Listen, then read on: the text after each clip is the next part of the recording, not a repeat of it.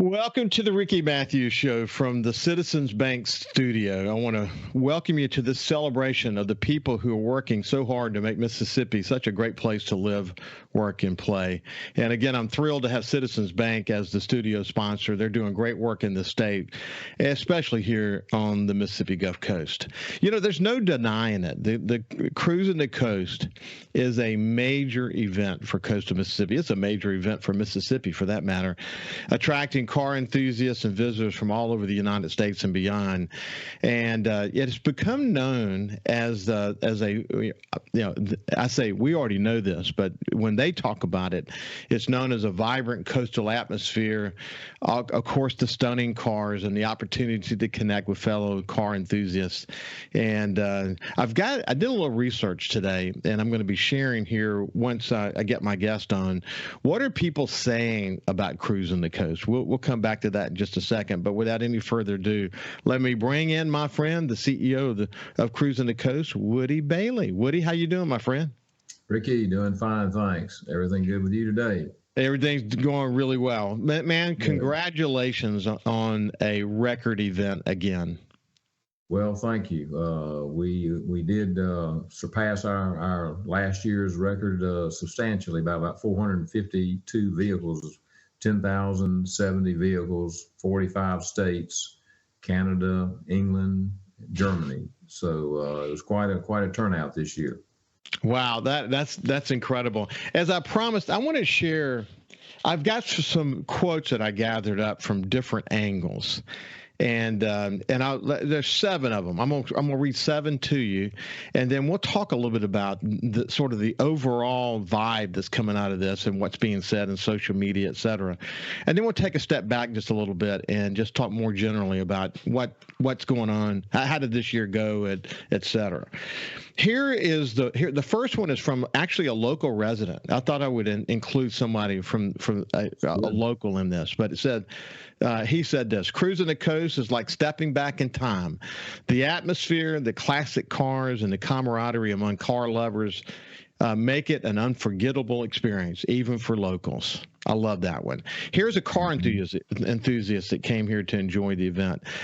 I've been to car shows all over the country, but there's something special about Cruisin the Coast. The beautiful coast scenery combined with the passion for classic cars creates a unique and enjoyable event. Here's another one, not a car enthusiast, just a visitor. Somebody came to enjoy the show. They didn't have a car. They just came here to enjoy the event. Cruisin the Coast is not just about cars. It's about the people. The sense of community and the friendships formed during the event are truly remarkable. Another one from an event attendee, someone a registered participant. The energy during Cruisin the Coast is electric. The streets come alive with rumble of engines, the laughter of families, and the joy of seeing these beautifully restored cars in action. Another, a car collector. Cruisin the Coast is a celebration of the automotive history and craftsmanship. It's a chance to appreciate the artistry and dedication that goes into preserving these classic vehicles. Another one from a local business owner. There's something for everyone in Cruisin the Coast, whether you're a car enthusiast, a food lover, or simply looking for a good time.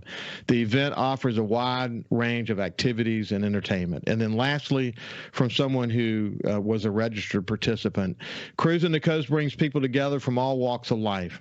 It's a time to connect, share stories, and create memories that will last a lifetime. I could go on and on, but the buzz, the social media buzz that emanates from Cruisin the Coast is unlike anything I have ever seen before, Woody. All of these quotes are very familiar to you, aren't they? Well, some of those are pretty flattering, I think. I don't know if I've heard that many good reports, but that's, I think all those quotes, is the essence of what Cruisin the Coast is about. It, like you say, it's a little different to some people as it may be a little different to someone else. But overall, it's just, I kind of sum it up as a really fun event. Everybody has a big time, a lot of smiles on everybody's faces that I see throughout the whole event. And like I say, whether it's the cars, the music, the nostalgia, the food, just the atmosphere, the ambiance of the Mississippi Gulf Coast, what we have to offer. Of course, we had tremendous weather. Just put all that together, and it really worked this year very well. Listen, Woody, on the Sunday, like the final, I guess the final day as people are packing up, getting ready to go back home.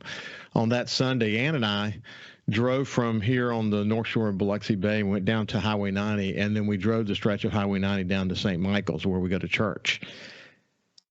And we got about halfway down the drive. We're just talking. We're not really doing, we're not consciously looking for anything. We're just talking as we go down the Highway 90. And of course, a lot of people are still, the motorhomes are still in a lot of the positions. Some people are, kind of packing, getting ready. Some are saying, I'm not going anywhere. I'm going to enjoy another day here on the coast. But we got about halfway down, and I looked at Ann and I said, Ann, did you notice what I noticed? I haven't seen any litter anywhere. I mean, but Woody, you're talking about, when you go camping, they say leave it better than when you got there. Sure. That's what we observed. And I'm not exaggerating. I mean, just as an observer going down Highway 90 all the way down to St. Michael's, it was extraordinary how clean it was. And I said to Ann, and I said this on the show later, that the reality of this event is that while there's traffic to contend with and people will complain about that and whatever, but when you think about the contributions to coastal Mississippi, not only in marketing buzz that comes out of this, but also the economic engine contributions that it makes, it has to be held up as a best practice. We have to study it as a best practice. One event organizer that coordinates across all the cities and counties of coastal Mississippi, the participants and how they have pride in themselves and this community and leave it cleaner than when they found it. That should be what people say about cruising, and we should learn from it. But has that been your experience as well? Yes, it has. It's pretty amazing with the size of the event, the scope of the event, and what you just reported. I didn't get a chance to drive down that way on Sunday, but I do look at it on Monday, and it's still amazing to me that you really never know that Cruisin the Coast even happened. A week-long, an 8-day-long event, and there is, not much left after it's over with, as far as trash and debris or anything like that. The day after Mardi Gras, it's quite a mess in downtown Biloxi, for example, and a lot of cleanup going on. But it doesn't really happen with cruising. We just got a great group of people that participate in this event. Most of the folks are fairly reasonable. There were some burnouts that took place and some traffic tickets written, but when you have that many people in an area, that's going to happen. But overall, it's a very positive experience for our area, I think. And listen, here's the important point. People of all walks of life from all over the United States. The demographic mix is significant. I saw younger people involved this year. That was one of the things that really hit me, and it may be because the school years have changed in certain school markets. But when we did the SuperTalk live remote from Town Green in Biloxi, I saw more kids, in small young families than I have ever seen during that live remote. That's good. That's good to see, isn't it?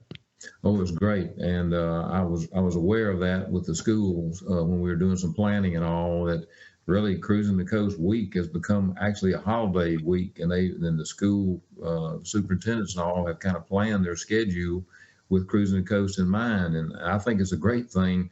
It helps us from a traffic standpoint as far as school buses and things of that nature. But I love seeing just what you said, the young people out there looking at all this and enjoying it. I want to see more young people get involved in, this car hobby and help keep this thing alive and going for years to come. So it's a great thing, and I hope all of the youngsters out there enjoyed it. We enjoyed, like you say, seeing them very much being out.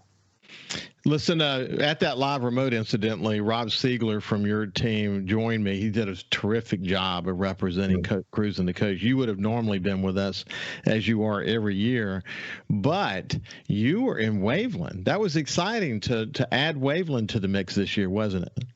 Definitely was. Now we have all 12 coast cities and all 3 counties involved in the event. and having Waveland, they had a lot of enthusiasm, and I tell you what, that enthusiasm brought the cars in and the people in to Waveland. Coleman Avenue was really hopping. I haven't seen it like that in quite a while. So I think Mayor Jay Trapani was excited. All the organizers that helped put it together, they were a little overwhelmed, to be honest with you, and that's a good problem to have. So they got a lot of new plans for next year, and that's a good thing. We're visiting with Woody Bailey from Cruisin the Coast. When we come back on the other side, we'll kind of close the conversation around how cool it is to have added Waveland to the mix and why that's actually important. We'll talk about, Moss Point and Pascagoula. Jay Willis actually joined me drove over from Pascagoula to Biloxi to join me for the live remote. But we'll continue our conversation with Woody after this break. We'll see you after this. Well, you don't have to drive around much in coastal Mississippi and watch Cruisin the Coast play out in front of our eyes.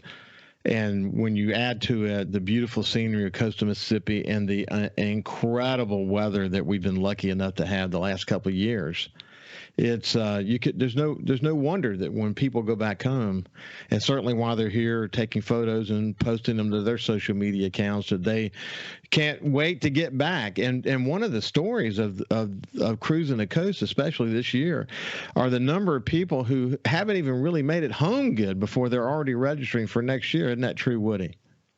It is. We had on site before we shut down around 1 o'clock on the last Sunday. We had over 1,000 registered for next year, and now we're still registering through by mail. We'll be back up online in November registering, but we're over 1,300 or so right now, already ready to go for next year. So that's incredible. Slow down. There's about 24 states and a bunch of first timers. The first timers are really, really great. We had about 17% of our total registry this year. People have never been to the Mississippi Gulf Coast. So, like I say, for an event, we'll be a 28th year next year. The age that we are, and still attracting people here for the first time. That's a healthy sign. So we're not always coming to you from the Citizens Bank studio. Every now and then we do a remote. I guess you could say that's the traveling Citizens Bank studio. Right. But as I mentioned a few minutes ago, Woody, who's usually with us at the live remote from Town Green in Biloxi, he wasn't this year. Rob Siegler kind of took his place. He was actually in Waveland as we were just chatting about Waveland, how exciting it was to have Coleman Avenue just pulsing with so much activity. I think it's important, Woody, because when people think of Waveland, they think about the ultimate ground zero for Hurricane Katrina and the challenges that they've gone through since that storm 18 years ago. But the thing about Cruisin is that it brings people back to that city, and you can see that things are starting to come back. I mean, people, you got building along Beach Boulevard now, and the city's excited about its future. And so one of the byproducts of bringing people to a community like Waveland is that they can actually get updated in their mind that it's not just this flat, earth anymore. There's actually building and investment happening in that city, and it's good to be able to showcase that, isn't it?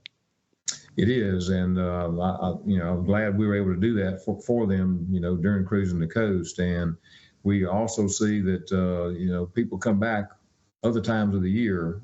So I'm glad we exposed Waveland back to a lot of people who have not been there. There was 2006 was the last time Waveland had been involved in cruising. So we're really happy that happened. And there's some condo developments that are coming along. Look forward to seeing the restaurants and more life back involved on Coleman Avenue. Highway 90 is still doing pretty good, and as far as that's concerned, but that's always been the core part of Waveland, and it'd be great to see it get redeveloped again. Yeah, and I bet our friend from Silver Slipper, John Ferrucci, was thrilled about adding that probably brought a ton of people to his casino and his hotel, just let people see what's happening there as well. And as I mentioned, Jay Willis, the mayor of Pascagoula, drove over and spent some time with me during that live remote. He was so complimentary, so excited. I mean, obviously every city's going to do this, but the work that the cities do to help you turn out all the stops to make it the best it can be in each of the communities, that's cool. I mean, every mayor really takes personal ownership, don't they? Oh, they do. From talking with Mayor Knight to Mayor Willis to Mayor Jay Trapani to, all along the coast, people are excited about having Cruisin the Coast in their town. And it's a combination of their economic development people, police, fire, public works. It takes everybody to make it happen in all these communities that we go in. And that particular day in Waveland, for example, that ended up being sort of a Hancock County day of sorts, because right after that, Diamond Head had their Blessing of the Classics event. So we really got a lot of people over into the western part of the coast. And, like I've told you this before, I use these events to help us with traffic control too. So downtown Biloxi was really cranked up, as you saw with their block party, and but it also kind of helps ease some of the crowding and dispersing some of the traffic all along our coast. So there's a lot of method to all these things that go on during Cruisin the Coast, to keep that in mind and make sure, number one, that people are still having a good time and enjoying what we have here on the coast. Hey, listen, it was especially important this year. I'm thinking specifically about the issues with the I-110 connection and the damage that they've now since assessed, and they're allowing traffic today. But I left a little early. I took the back roads from my house to get to Town Green, and I was surprised at how good the flow of traffic actually was. I was very surprised by that. And, I mean, obviously people got there early and were getting set up before the sun even woke up. And that's true of Centennial Park. I mean, what a great headquarters, man. Centennial Park, you couldn't have picked a better headquarters for Cruisin the Coast, could you? It works perfectly for us. We're appreciative of being able to be our what we call Cruise Central, our headquarter location for the event. Is of course right in the middle of the whole Gulf Coast, and it's easy for people to come from the east or the west and come there and check in, get their package, and then enjoy being there or move on to the next spot they want to go to. So it really works well for us. When you talk about cars pouring into Centennial Park, you mean it. I mean, they start early. What's cool about it is that this campus that is Centennial Park, it does accommodate lots of vehicles, sort of off the beaten path and up underneath all those, live oaks, and some of the pictures that were being posted from there. Wow. I mean, the scenery, the way that it was arranged, I mean, it just creating lasting impressions on people, didn't it? Really did. Where there's shade, the cruisers really like it. That's one of the features of Beach Park in Pascagoula. That has become a real hot spot for all the cruisers. I was concerned initially when Pascagoula came on board, were people going to drive to Pascagoula, but they're going, and that's a great thing. And I know the mayor's enjoying that too. But we just got some great venues, and each one has its own personality and characteristic, and I think that makes it pretty special. Well, and as you and I have discussed many times before, again, people may get tired of us saying this, but this is, cruising events. Typically, you go get into a big field somewhere and ooh and all over each other's cars.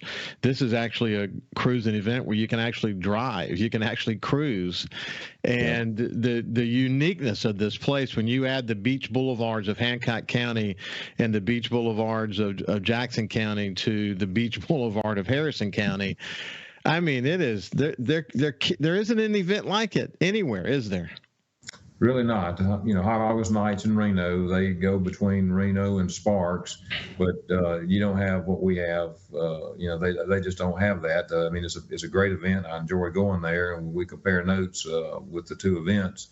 And in fact, a big group from Hot August Nights were here for Cruisin the Coast this year, and I'm hoping to get out there and see them next year so I can kind of see what they're up to. But the scenery that we have up and down Highway 90 is hard to beat. And that was literally the inspiration for Cruising the Coast, wasn't it? Yes. Yeah. We know whole event, Cruising the Coast. I mean, up and down Highway 90. It's something a lot of us around here take for granted, but I enjoy it every time I drive up and down 90. It's a great experience, I think. So when it's all said and done, do you take a deep breath and say, I get to thank my lucky stars, and now we start planning for next year? Yes, I mean, because we're always planning and looking ahead. As I was saying, it's going to be our 28th year, and a couple more years after that, it'll be our 30th anniversary. So we're looking ahead down the road as to those years coming up and those events. So we think about things all the time for future events. So it's a continuing process, and it's an enjoyable thing to do to make all these things come together and work for the Mississippi Gulf Coast. It is so cool. I think one of the most amazing things that I should say is that the number of volunteers that it takes to pull this off, from the car clubs through each of the cities, through various organizations, just individuals that say, I want to go help this event. The number of people that it takes to pull this off, the number of volunteers, is remarkable, Woody. I don't know how y'all pull that off. Well, that is very true. There's probably in the 1,200 range or a little better when you could consider everybody that's involved, and that's one of our greatest challenges too, to make sure those volunteers are there. That's why we're talking earlier about the youth getting involved. I want to hopefully see more youth involved in the event, so we'll have a good, safe, and secure future for this event. So hopefully that will happen as we go down the road. No doubt. Hey, Woody, it's been great to catch up with you, my friend. Congratulations on a great year, a record year. Well, thanks, and thanks to the people of Mississippi Gulf Coast, our secret weapon to make this thing really work. So looking forward to next year. They are the secret weapon for sure. Ann Petrie from the Hancock County Chamber after this break.